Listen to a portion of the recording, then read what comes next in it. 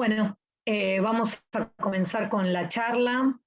Primeramente, muchas gracias a todos por participar de nuestra webinar en el mes de la lucha contra el cáncer de mamas.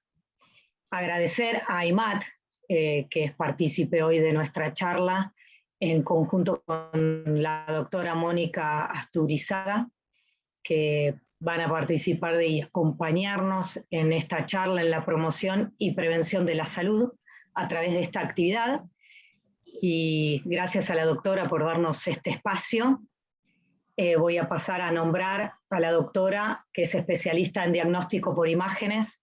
Su especialización es en imágenes mamarias, miembro de la Sociedad Argentina de Radiología, secretaria del capítulo de mama, subespecializada en imágenes mamarias, coordinadora de imágenes mamarias en el área de la mujer de IMAT.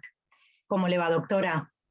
Buenas tardes a todos, gracias por la convocatoria, gracias por estar presentes. Así que bueno, vamos a hablar un poquito de este tema que en este mes tan especial, que es el mes en el cual dedicamos, en realidad octubre debería ser todo el año, pero en el mes de octubre le ponemos un poco más el foco en hablar de los autoexámenes, de la detección temprana, de la importancia de los controles.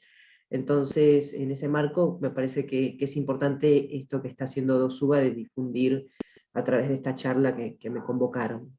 Así que agradezco todo eso. No, bueno, gracias a usted por este espacio. ¿Perdón? Gracias a usted por este espacio. No, por favor, por favor. Bueno, la charla es, ¿de qué hablamos cuando hablamos de salud mamaria, ¿no? Y a ver si pasan las diapositivas. Sí, ahí. Bueno, en principio, la imagen de la portada era unas imágenes de Egipto, y estas son unas momias egipcias, y también ahí había una escultura de Hipócrates. ¿Y por qué estas imágenes traje a esta charla para iniciar? Porque si miramos en la momia, hay una asimetría. Yo no sé si llegan a ver el cursor, el movimiento del cursor, en las pantallas todos, pero bueno, aquí hay una asimetría de esta mama respecto de la otra, y que en el perfil también se puede ver, como que esta es un poquito más elevada que esta otra, y esa asimetría nos habla de que esta mujer pudo haber tenido una mastectomía, o por lo menos tuvo algún tipo de lesión que terminó reduciendo el tamaño, el volumen de esa mama. ¿Y esto por qué? Estas momias obviamente son egipcias, y Egipto es una civilización que es de 3000 años antes de Cristo, pero 500 años antes de Cristo, la escultura de Hipócrates que está ahí, que fue uno de los primeros médicos, en realidad es el primer médico, ella empieza a elaborar este concepto de cáncer. A través de su medicina, era una medicina de visualización, medicina de observación y empírica. Entonces él empieza a observar en algunos pacientes que aparecían con lesiones ulcerosas, y le llama la atención la progresión de estas úlceras, que él no sabía de qué se trataba. Estas úlceras se irradiaban o crecían, como él describe, como las tenazas de los cangrejos. Entonces, a raíz de esa similitud, él utiliza el término carquino para referirse a ese tipo de lesión, que más tarde cambia al nombre de cáncer, porque en realidad en el latín carquinos era cáncer. Entonces se empieza a utilizar el término para referirse a esta lesión. Y así nace la famosa palabra. Pero la enfermedad no nace en el ahora, o no es una enfermedad de los últimos años. Es una enfermedad que, como les estoy mostrando, data de mucho tiempo.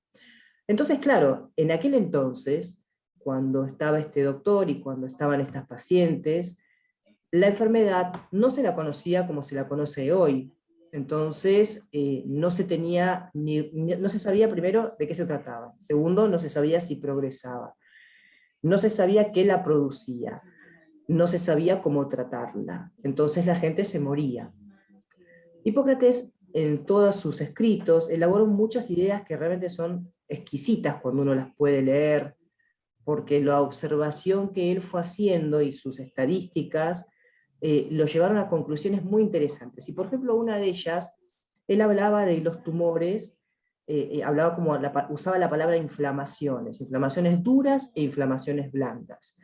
Y en sus observaciones él dice que aquellas inflamaciones que son blandas son benignas, no producen muerte, y aquellas inflamaciones duras son aquellas que producen muerte.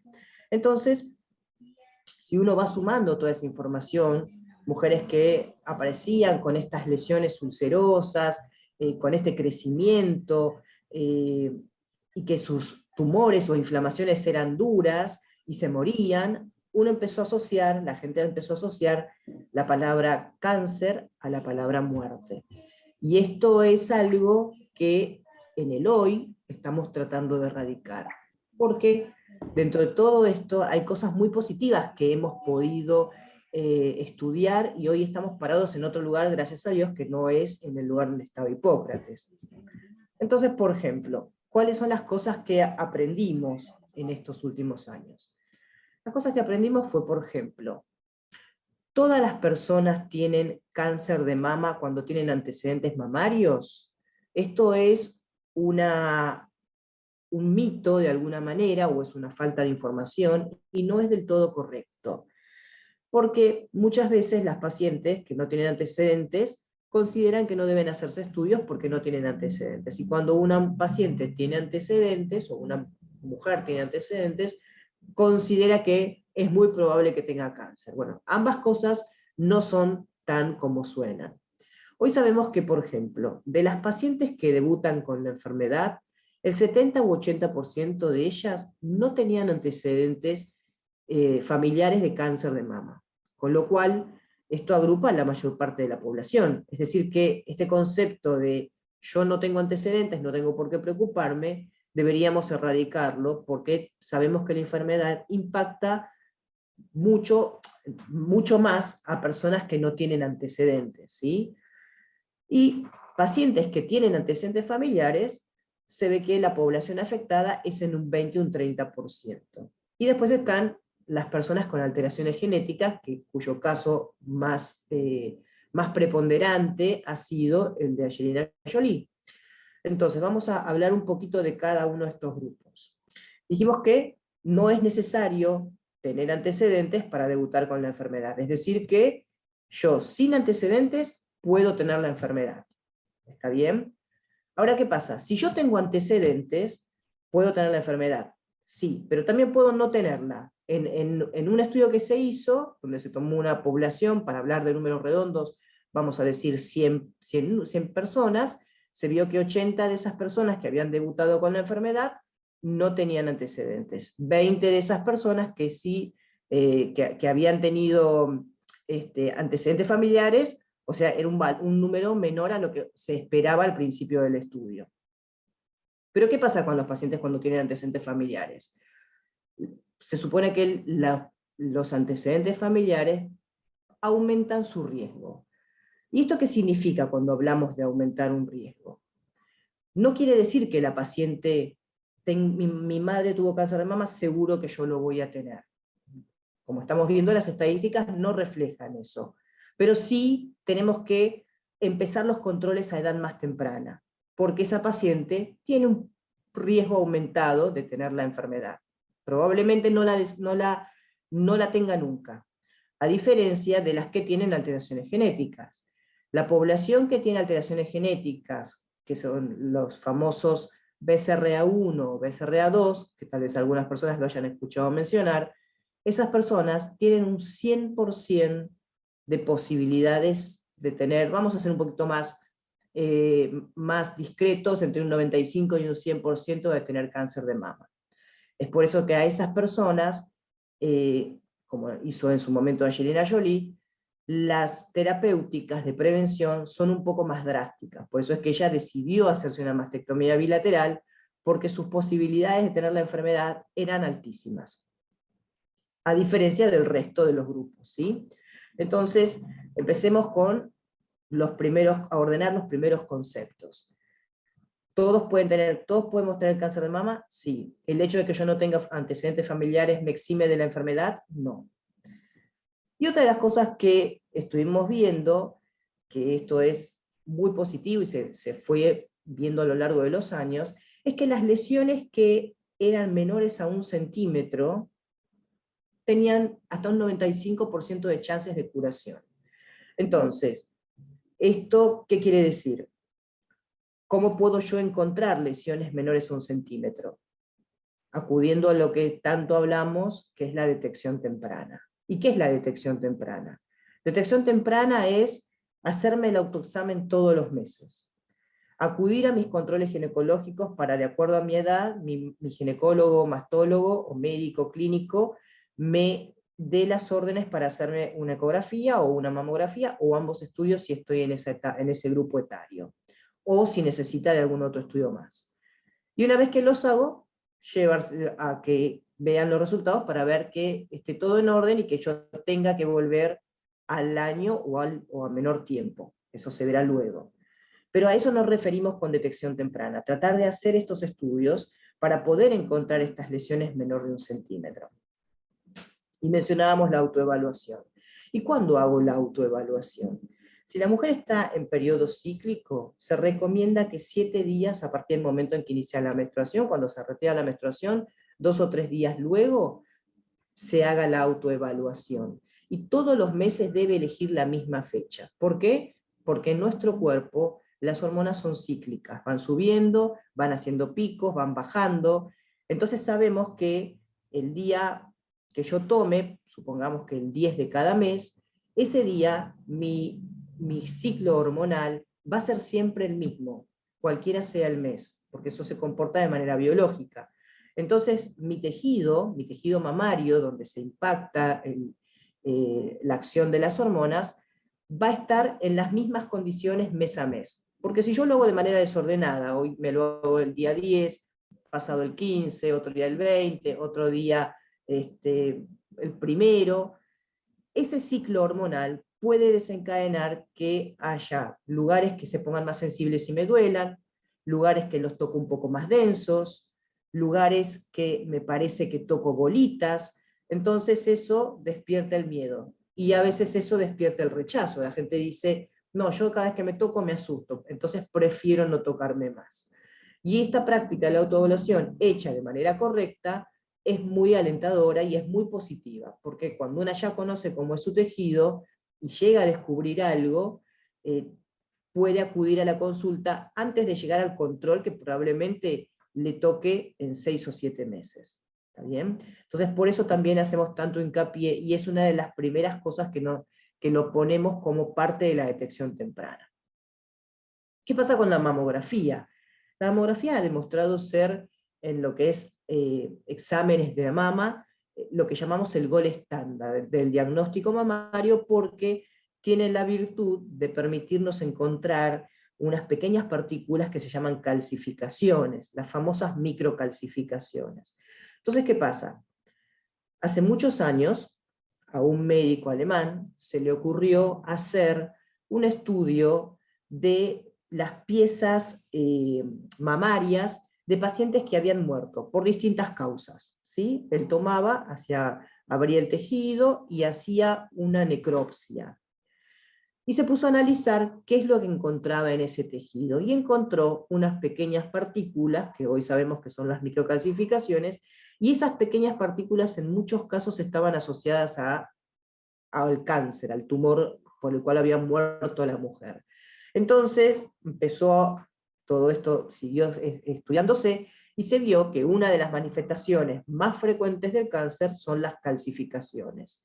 Entonces, bueno, ¿cómo podemos hacer para ver las calcificaciones? Las calcificaciones son partículas tan pequeñas que no las podemos tocar. Entonces, en este sentido, la palpación no nos colaboraría. Cuando las microcalcificaciones forman un grupo grande, pueden llegar a formar una imagen, un área un poco más densa o un nódulo, y entonces eso probablemente lo pueda tocar y en mi autoexamen lo descubra. Pero justamente como son partículas que cuando empiezan a formarse no se tocan, el autoexamen me va a permitir descubrir determinadas cosas, pero voy a tener que sí o sí acudir a la mamografía. ¿Y a partir de cuándo? Se considera que antes de los 40 años una persona debiera tener una mamografía de base para saber en qué instancia, cómo es su tejido en primera instancia, ¿sí? Luego, a partir de los 40 años, recomendamos hacer una mamografía anual. ¿Cuándo termina ese control anual? Eso se va a analizar en cada caso particular, porque si la mujer no tiene ningún tipo de antecedente, probablemente a los 70 años, y por ahí estén pensando tanto tiempo, sí, porque se ha visto que uno de los factores de riesgo del cáncer de mama es la edad, porque se encontró que dentro de toda esta población que debutan con la enfermedad, la mayor parte de estas pacientes se encuadran entre los 55 y 75 años. Entonces, cuando la mujer probablemente ya no está ciclando y está en una menopausia, tal vez por años, piensa que está exenta de enfermarse, eso no es así. La enfermedad puede ocurrir. Entonces, ¿cuándo se termina con los controles anuales? Como dice ahí, se va viendo en cada situación si la paciente no tuvo nada, si no hay ningún antecedente absolutamente ni familiar, ni personal, ni nada, el médico irá guiando a partir de cuando esos controles los pueda ir espaciando, pero siempre los va a tener que hacer. Perdón, Mónica, yo te voy a hacer una consulta que llega a través de redes sociales y es, en este sentido vos hablabas de las recomendaciones y una afiliada pregunta si influye el tamaño de la mama en estos tipos de controles o en las calcificaciones que vos mencionabas. No, el tamaño de la mama no tiene ningún tipo de influencia, ni aumentando el riesgo, ni disminuyéndolo. Hay muchas mamas que son grandes en forma natural, hay muchas mamas, la glándula mamaria es un depósito de grasa, entonces cuando uno aumenta de peso, la mama aumenta de tamaño, aumenta de su volumen, y cuando uno desciende de peso, sucede lo contrario. Pero hay mujeres que nacen con un desarrollo mamario más grande con respecto a otras, pero eso no la va a condicionar a nada. Pero sí, no es el tamaño, sino es la densidad lo que nos puede condicionar en algo. Entonces, que una mujer tenga mamas grandes no quiere decir que sean más densas. Cuando hablamos de la densidad mamaria nos referimos a que ese tejido tiene más glándula que grasa.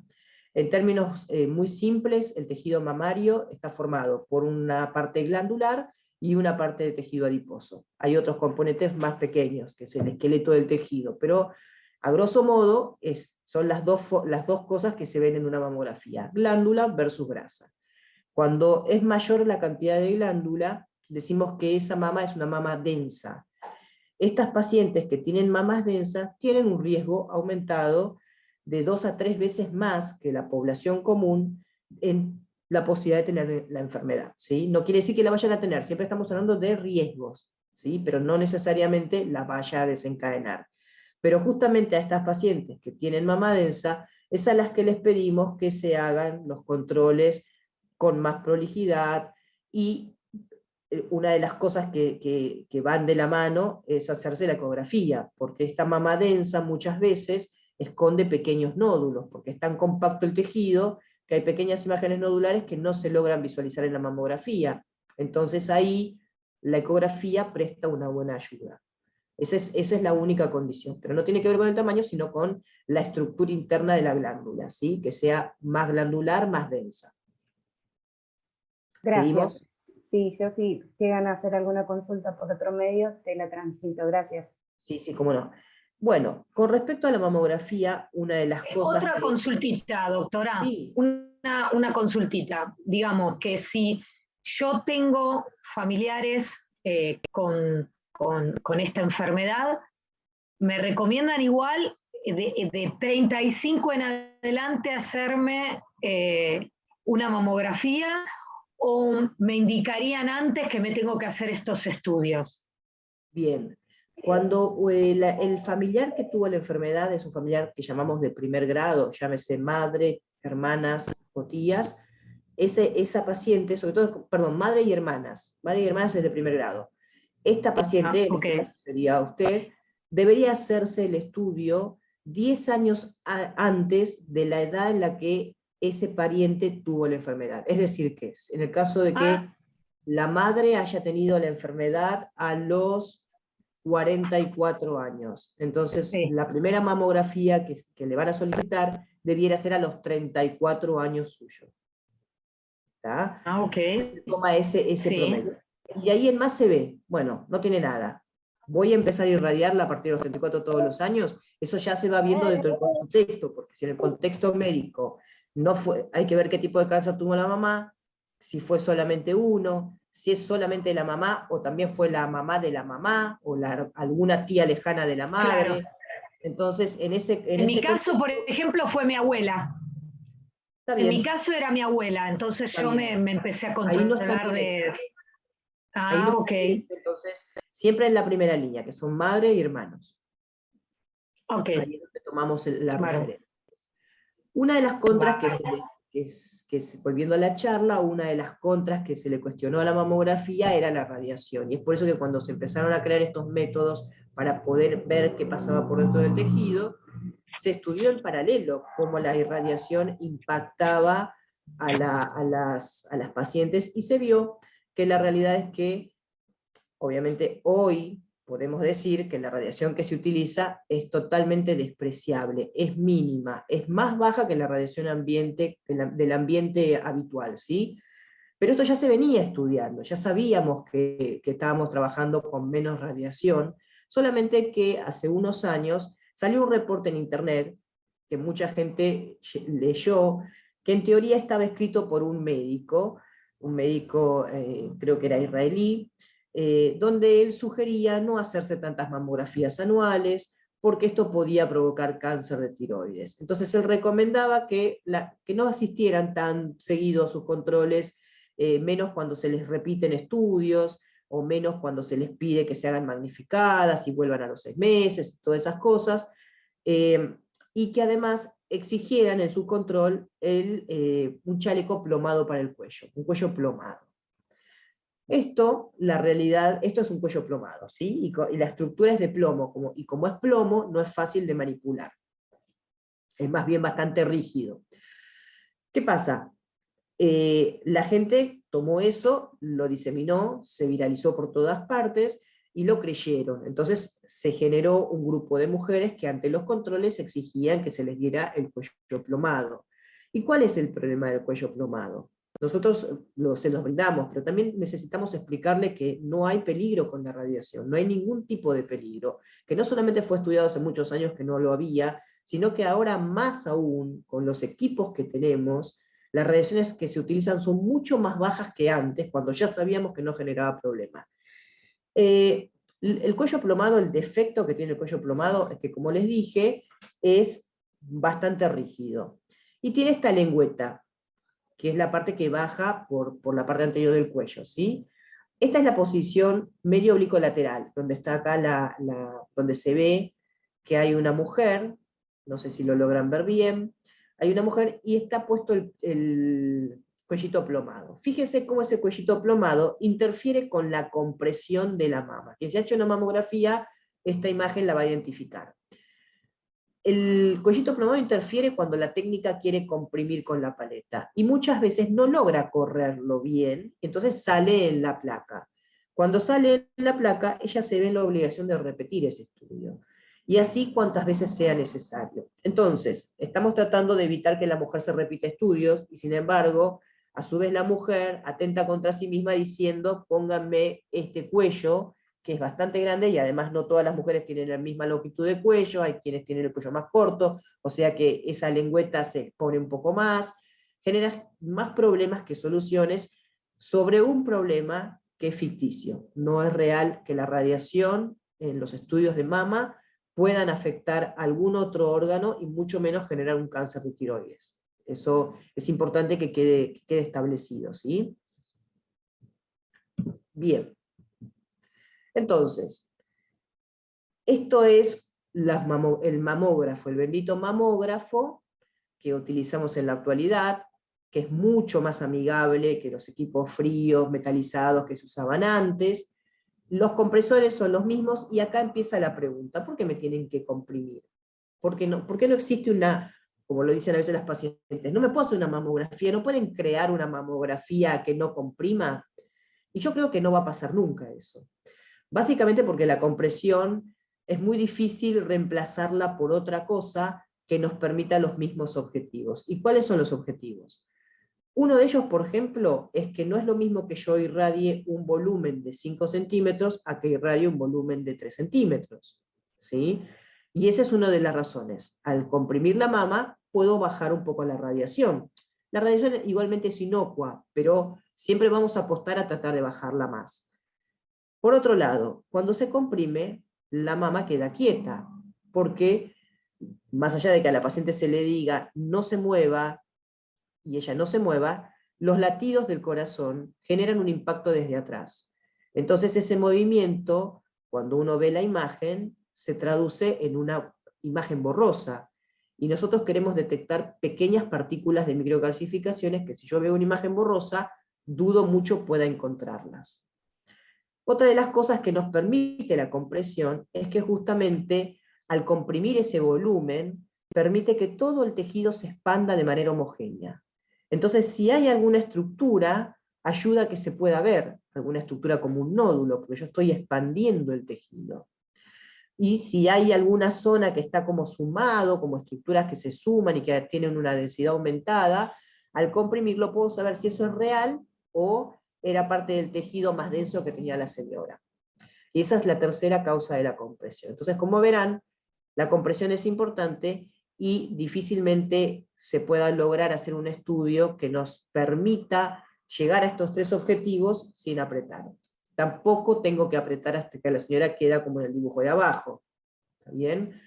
Se comprime hasta que la piel queda un poco tensa. La idea es que ese es el punto de compresión adecuado, cuando la piel se tensa, porque es donde ahí sabemos que la mama está bien agarrada. Bien, Mónica, yo te voy a interrumpir acá con algunas cuestiones que fuimos dejando, que nos preguntan también a través de redes, si hay una diferencia, o cuáles son las diferencias que existen entre la mamografía y la ecografía mamaria. Bien, ahora lo vamos a conversar. Creo que, bueno, esta es la imagen que nosotros tratamos de descubrir, los nódulos y esas pequeñas partículas blanquitas que son las benditas calcificaciones, que también se ven en la otra imagen que apareció. Esas partículas pequeñitas, fíjense qué chiquititas son, esta imagen obviamente está ampliada, y esas son las que queremos descubrir. La primera foto, la más grandecita, corresponde a una mama de tejido adiposo. Ese tejido adiposo, que es gris, permite ver con un poco más de sensibilidad esas partículas blancas. Pero es más difícil verla en la foto de al lado, donde el tejido es más blanco. Eso es un tejido denso. Hay partículas que en este caso son brillosas, aunque sean pequeñas, pero hay partículas que son tan tenues y tan chiquititas que es muy difícil visualizarlas. Hoy por suerte con los métodos, como ha evolucionado la tecnología, logramos poder diagnosticarlas. Y casualmente llegamos a la ecografía mamaria. ¿Por qué tengo que hacerme una ecografía mamaria? Porque una ecografía mamaria, la mujer que tiene una mama densa, seguro se va a hacer una ecografía mamaria. La mujer que no tenga una mama densa, probablemente no se lo pidan todos los años. Pero, ¿qué datos me va a aportar? Así como la mamografía, dijimos, es el gol estándar para descubrir las partículas de calcio, la ecografía es un excelente detector de nódulos, ¿sí? Porque el cáncer sabemos que no solamente tiene esa presentación a través de las calcificaciones, también se puede presentar a través de pequeñas imágenes nodulares. Pequeños nodulitos, como el que se ve en esta parte, este no es tan pequeño, pero el que está abajo sí, es muy chiquitito. Entonces, esas cosas tan pequeñitas quedan totalmente tapadas en el tejido glandular. Muchas veces, incluso aunque la mama sea adiposa, aunque la mama sea con grasita, los nódulos cuestan mucho verlos cuando son tan pequeños, porque basta que acuérdense que cuando yo comprimo a la mama para hacer la mamografía, lo que estoy haciendo es superponiendo estructuras, estoy llevando algo que tiene un volumen a un solo plano. En esa superposición de estructuras, un nodulito de 5 milímetros, o incluso hasta a veces de menos milímetros, puede quedar tapado, ya sea por el tejido, por una arteria que pasa por ahí, por un ganglio intramamario. Entonces puedo no verlo. Y en ese sentido la ecografía aporta esa información. Y como nosotros queremos pesquisar estas lesiones bajo cualquier método, siempre solicitamos como una práctica común eco y mamo. A las mujeres que tienen la mama densa, porque sabemos que en ellas eso es indudable, no lo podemos hacer de otra manera. Y a las mujeres que no la tienen, se lo pedimos también porque pensamos que tal vez tal vez no nos dé nada, porque su mamá decimos que son mamas transparentes cuando son mamas grasosas, pero nos hemos llevado algunas sorpresas, y entonces sabemos que no está de más, porque además es un estudio totalmente inocuo. No utiliza radiación, no utiliza ultrasonido, es un estudio que no duele, no se comprime la mama, se trabaja, es como hacerse una ecografía, quien haya tenido hijos, como hacerse una ecografía del abdomen, de la panza, o cualquier otra parte del cuerpo. El transductor se maneja de manera manual, no tiene peso, y la verdad es que el estudio no es incómodo y es rápido, y aporta información. Bien, ahí una afiliada pregunta si serían complementarios a ambos estudios. Esto es, la mamo identifica mejor las calcificaciones y la eco los nódulos. Exactamente, si quisiéramos decirlo de esa manera, sí, porque es en gran parte de esa manera, sí, sí, sí. Bien, y te hago una consulta que venía, perdón, que de la mano con esto que vos explicabas recién, Mónica. Si todas las microcalcificaciones, nos dice Olga, son de cuidado o riesgo. ¿Son de cuidado o de riesgo? Si bien sabemos que las calcificaciones son una forma de presentación del cáncer de mama, si uno se pone a pensar, entonces tengo calcificaciones, ya tengo cáncer, no. Eso no es así, no es correcto, ¿sí? Ahí, las calcificaciones se forman básicamente por muerte celular. Las células mueren y terminan calcificándose. Esto va pasando en el cuerpo, todas las estructuras que se van envejeciendo se van calcificando, ¿sí? Y en la mama, como hay un recambio celular continuo por las hormonas y demás, muchas veces esas células que van quedando ahí van muriendo y se van calcificando. Entonces, dentro del grupo de las calcificaciones yo voy a encontrar calcificaciones que son totalmente benignas porque responden a un proceso biológico natural de la mama, y a las calcificaciones que murieron porque están dentro de un nódulo maligno, y como ese nódulo está permanentemente creciendo más rápido de lo que se vasculariza, esas células no reciben sangre y terminan muriendo. Esas células no mueren por envejecimiento, sino mueren por falta de alimentación, por decirlo de alguna manera, de una manera más clara, ¿sí?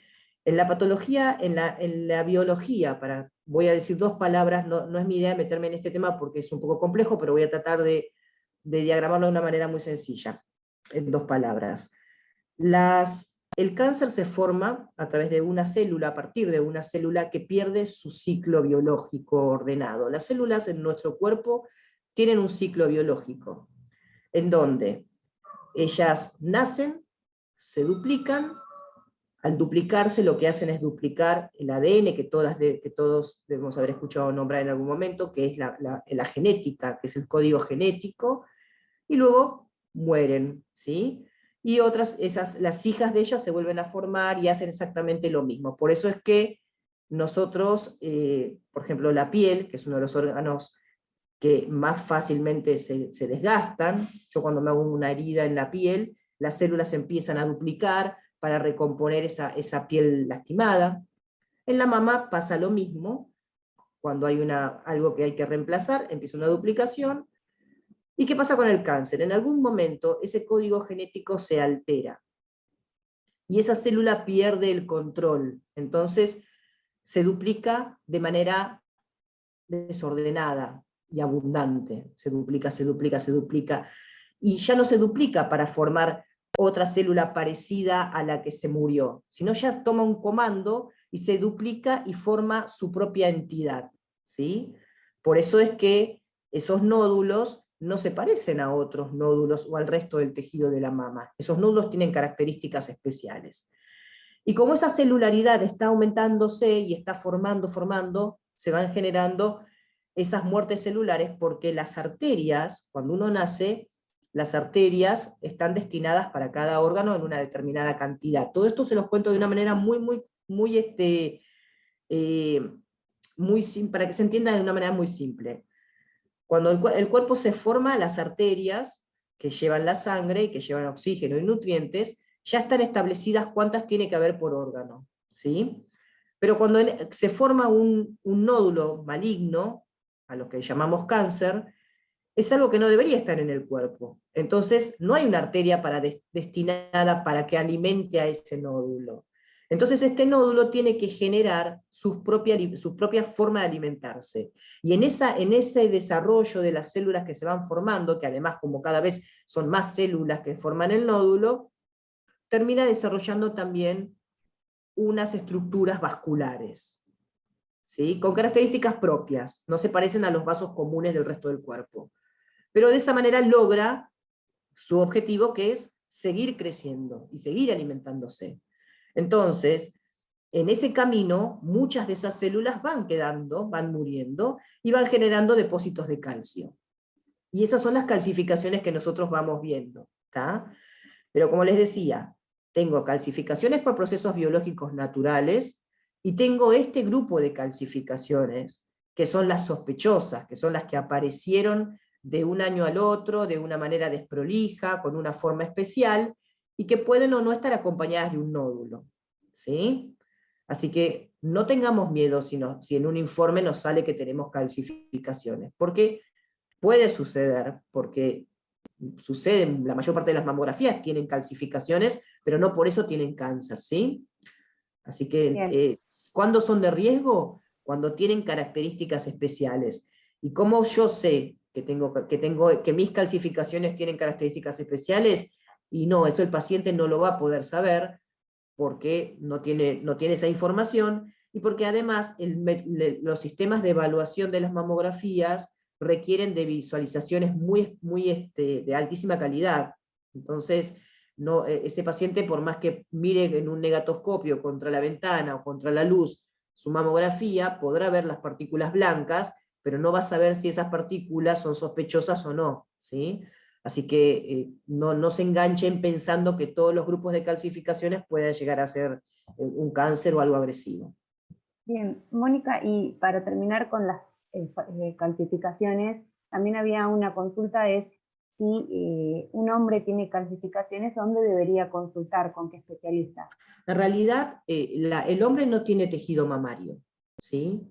Naturalmente el hombre no nace con glándula mamaria, por lo tanto, todas estas cosas que estamos comentando no los deja fuera a ellos de foco. El autoexamen, un hombre no necesitaría hacerse un autoexamen porque carece de glándula mamaria. Eso es en términos normales. No se va a hacer una mamografía porque al no tener glándula mamaria no se puede comprimir nada, y porque no tendría sentido. ¿Cuándo el hombre puede tener patología maligna o patología de la mama? Cuando tiene un desarrollo glandular. Y ese desarrollo glandular se da por determinadas condiciones, a veces por alguna droga que toma, ya sean por usos farmacéuticos, o el consumo de marihuana, o los anabólicos, la obesidad. Esas cosas pueden generar un desarrollo de la glándula mamaria. Y en esos casos, cuando se genera ese desarrollo, normalmente el hombre consulta porque le duele o porque se ve que estéticamente no se ve bien. Se puede hacer una mamografía de control y una ecografía de control, pero si no tiene nada, no va a ir al médico todos los años, porque sabemos que esa glándula no tiene las características que tiene la glándula como para generar patología en la misma proporción que a la mujer, ¿sí? Ahora, si ese hombre se toca algo, puede ser que sí, que desarrolle la enfermedad, porque ellos al momento que desarrollan la glándula mamaria, pueden desarrollar un cáncer. Pero el cáncer en el hombre es menor al 1%, o sea que es algo muy bajito. Hay más hombres con ginecomastia, que así le llamamos a la glándula mamaria en el hombre, que hombres con cáncer de mama, ¿sí? O sea que no necesariamente, es más, es muy poquito el porcentaje de esos hombres que desarrollan tejido glandular que vayan a tener la enfermedad. ¿Alguna pregunta más? Sí, doctora, le quería, no, antes de seguir, le quería hacer esta consulta. Todas estas mujeres que se hacen, bueno, que tienen prótesis mamarias, al momento de hacerse el estudio, que usted explicaba que, bueno, yo me lo he hecho y me aplasta bastante mis senos. ¿Qué pasa con ellas que tienen esa prótesis? ¿Es bueno apretar la prótesis? Para que una prótesis se reviente, debería tener una presión bastante grande. No hay equipo que realice esa presión. Es totalmente inocuo. Y de hecho, a la mujer con implante, lo único que se le suman más estudios, porque hay que hacer un estudio con el implante incluido, para ver si hay algún tipo de patología alrededor del implante, y después se hacen 4 incidencias más, retirando ese implante, desplazándolo, empujándolo un poco hacia atrás, tratando de traccionar la mayor cantidad de tejido posible, para evaluar solamente el tejido. Así que la mujer que tiene implantes, en vez de hacerse 4 plaquitas convencionales como el resto, se hace 8 placas, 4 con implante y 4 sin el implante. Sí, porque cada vez que yo me hago ese estudio me preguntan si tengo implantes.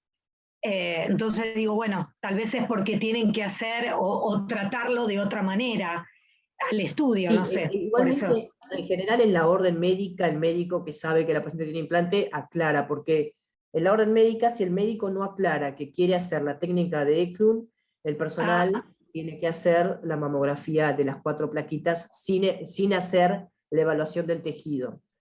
Por eso que en general cuando uno ya llega a la consulta, y está la técnica con la orden médica, ella, dependiendo de esa orden médica, si está aclarado o no la famosa palabra técnica de Eklund era un médico que estudió esta técnica,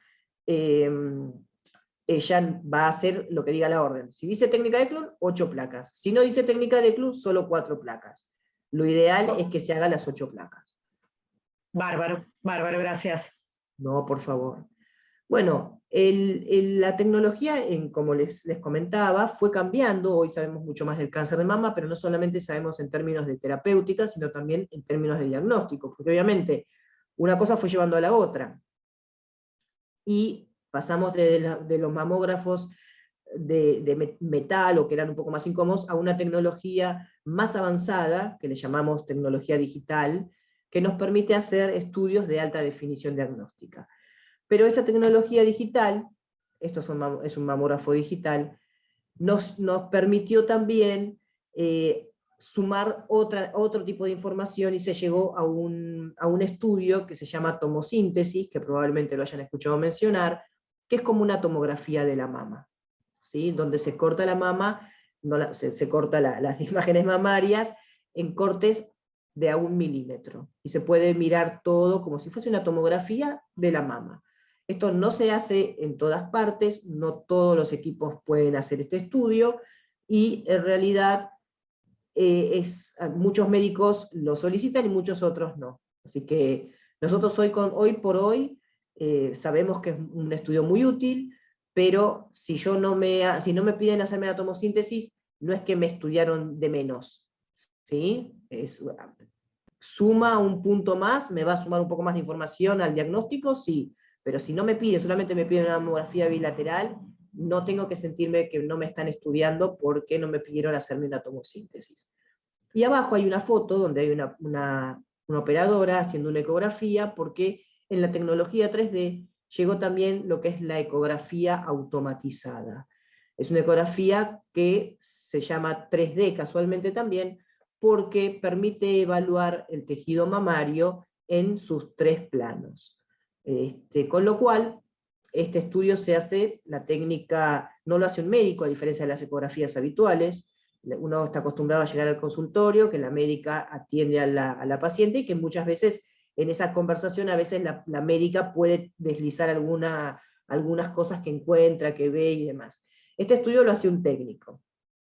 Esta ecografía ultra automatizada hace un técnico, comprime esto sí utiliza compresión, se apoya una paleta, que es un traductor gigante.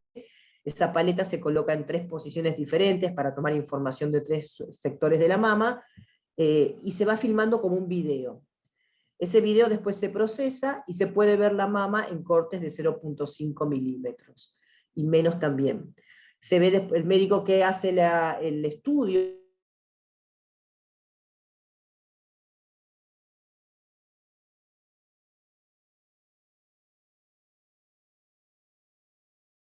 perdón, con el mouse va manejando la velocidad de visualización de las imágenes que quiere estudiar.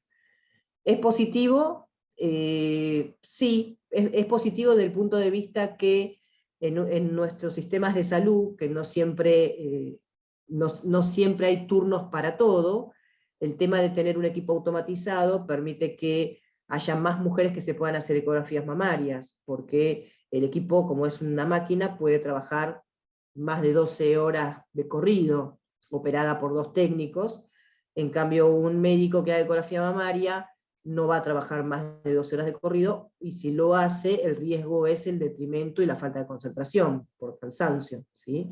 Entonces, lo que gana, el paciente en realidad no gana mucho con este estudio a la hora de hacerse, más que el turno que por ahí se lo den un poco más temprano. El estudio es un poco más largo que la ecografía manual, muchas pacientes se quejan porque no pueden conversar con el médico, porque la persona que lo hace es un técnico que no sabe de patología mamaria y que no tiene autorización para hablar, y entonces pierde ese feedback. Pero el beneficio, que esto la paciente no lo ve, es que el médico que visualiza esas imágenes, las visualiza más concentrado que cuando le hace la ecografía a la paciente, porque justamente mientras le hace la ecografía a la paciente y la paciente le habla, ese médico está atendiendo las imágenes que está haciendo más a la paciente que está hablando. En cambio, de esta forma, el médico se sienta frente a su computadora, mira las imágenes en total silencio, si tiene una duda puede volver atrás, si tiene más dudas puede consultarlo con otro colega, porque eso es un video que ya está filmado y queda congelado de esa manera. Esto en la práctica de la ecografía manual se pierde un poco, porque si yo tengo una duda no puedo llamar a un colega, llamar puedo hacerlo, pero esto aumenta también el grado de ansiedad y temor en la paciente, la inseguridad y demás, entonces hay cosas que se tienen que manejar con mucho cuidado. En cuanto a los resultados finales, ¿es mejor? ¿Ha demostrado más cáncer, descubrir más lesiones cancerígenas este tipo de ecografía? No. En el final del camino, los 2 sistemas son exactamente confiables y los resultados son iguales. Ven exactamente lo mismo, solamente que acá el médico trabaja con una concentración más objetiva que cuando está atendiendo un consultorio, y después tiene, bueno, la disponibilidad de tiempo, ¿no? Esa es la ganancia de la ecografía 3D, pero es más que todo para el médico. Estas fueron las tecnologías.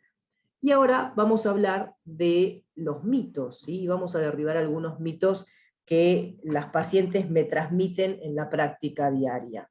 Por ejemplo, uno de los mitos es: si no tengo antecedentes familiares, no tengo riesgo de contraer cáncer de mama. Dijimos que esto es un mito, no es así, y muy por el contrario, se ha visto que la mayor parte de los pacientes que tienen la enfermedad han llegado a tener cáncer de mama. Vamos repitiendo las cosas porque como puede haber gente que no lo llegó a escuchar. Mito 2, si tuve cáncer, mi hija también lo tendrá. No necesariamente, sabemos lo del riesgo, que su riesgo va a estar aumentado y que su hija se va a tener que controlar 10 años antes de la edad que tuvo la madre, pero no necesariamente va a tener cáncer. ¿A qué edad me debo realizar la mamografía? Esto lo vimos en un flyer, en una de las diapositivas, y la edad establecida por la Sociedad de Mastología, la Sociedad de Radiología, tomando también las sociedades de radiología americana y demás, a partir de los 40 años en nuestro país. Y este es un mito 3, que es un comentario de la mujer: a esta edad ya no me va a agarrar, que es lo que hablábamos también, pacientes que piensan que porque ya están menopáusicas o porque ya son grandes, no les va a pasar, y eso es mentira. ¿Qué estudios debo realizarme? Siempre ecografía a partir de antes de los 40, siempre ecografía mamaria. Y después de los 40, empezamos con la mamografía. Y dependiendo del caso, se pedirán los 2 estudios juntos. ¿Está bien? El mito 4 es: ¿el autoexamen reemplaza los estudios por imágenes? No. El autoexamen ayuda a encontrar algo que en mi tiempo entre intercontrol, que tengo el turno para el próximo año, y yo me estoy revisando durante todo lo que va en el año, si hay algo, puedo pedir que se me adelante el turno. Ayuda en ese sentido, pero no reemplaza que si yo no me toco nada, no tengo nada. Y el mito 5, si no me toco, no me duele nada, no tengo nada. Hablamos de que las partículas son tan pequeñas, en el caso de las calcificaciones, que no se tocan ni duelen, y cuando estamos hablando de tratar de pesquisar nodulitos de menos de 5 milímetros, es muy difícil que alguien lo pueda tocar, a menos que sea muy superficial.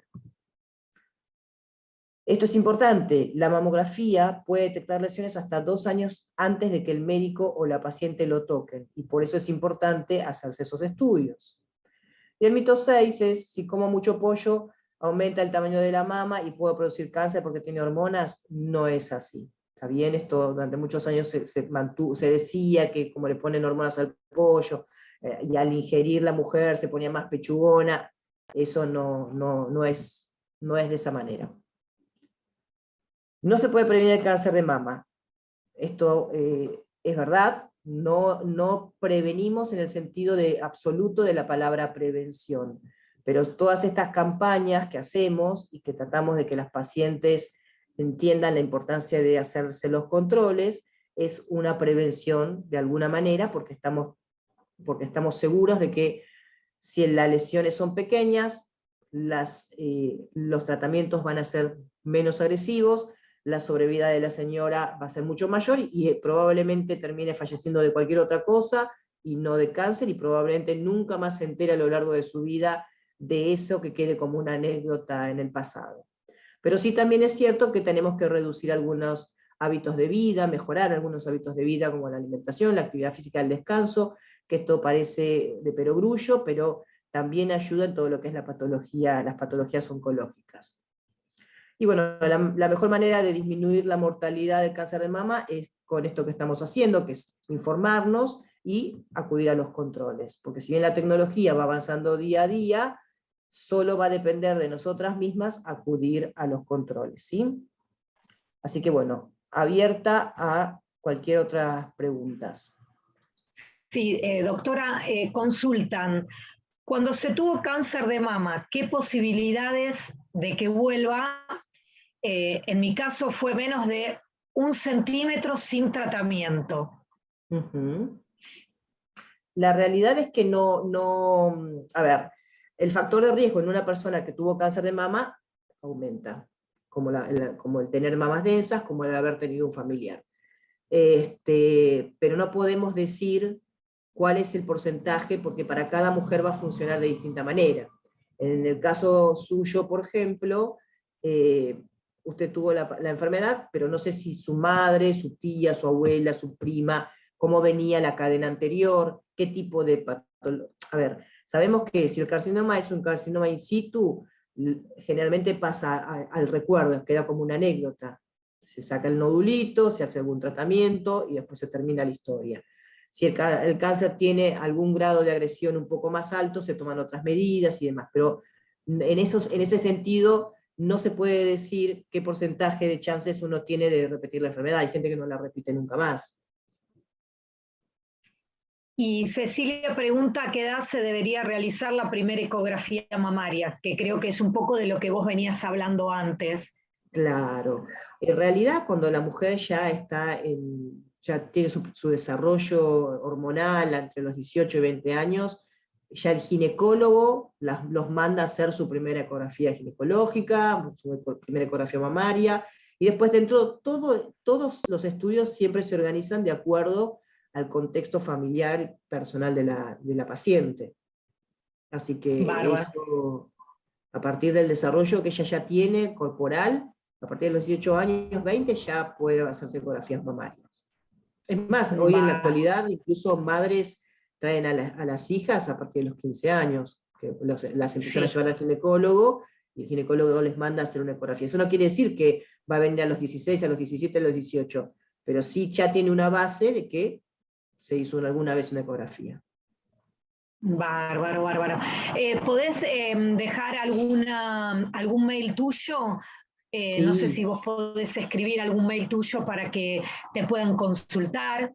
Sí, cómo no. Ahí donde dice mi nombre, doctora Mónica Asturizaga, sí. Mi mail es asturizaga36@gmail.com.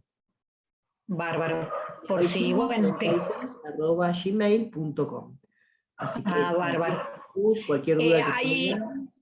Sí, Karim pregunta, en mi caso me hago todos los años controles con mi ginecóloga y los estudios frente a la Facultad de Medicina que controlan por 5 años gratis con tecnología en 3D, que lo recomienda.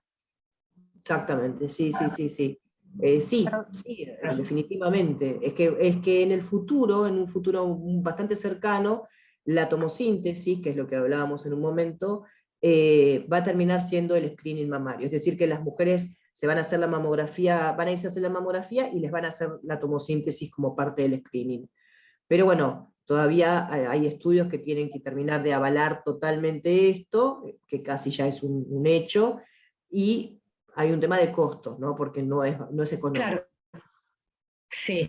Así que sí, es Bueno. altamente indispensable. Perdón, yo voy a interrumpir quizás con la última que había quedado de redes, Sí. las trajimos de ahí, y una afiliada pregunta, cuando hay tendencias a tener quistes mamarios, ¿puede llevar también a más posibilidades de tener tumores? No. La patología más frecuente en las mujeres son los quistes, y sin embargo, no todas las mujeres tienen cáncer. Así que no tiene nada que ver. Bárbaro. Bueno, queríamos agradecerle por este espacio. A la gente le puede escribir al mail, ahora lo vamos a poner en el chat, por si le quieren consultar algo más. No hay ningún Y bueno, inconveniente. agradecerle. Sí, muchas gracias por la charla, aparte muy didáctica, se entendió muy bien todo. Pudimos hacer todas las consultas. Bueno, me y sí. Y bueno, verla en otra nueva charla, agradecer a IMAT también, al equipo de marketing que participó con todo esto. Y bueno, nos volveremos a ver en otra charla. Bueno, muchísimas gracias a ustedes por la invitación, siempre trabajando en pos de la información, así que cuando volvamos a convocarnos nuevamente, va a ser para mí un placer colaborar con ustedes. Igualmente, le agradecemos. Por favor, que tengan muy buenas noches. Igualmente, nos vemos en la próxima. Gracias a todos por participar.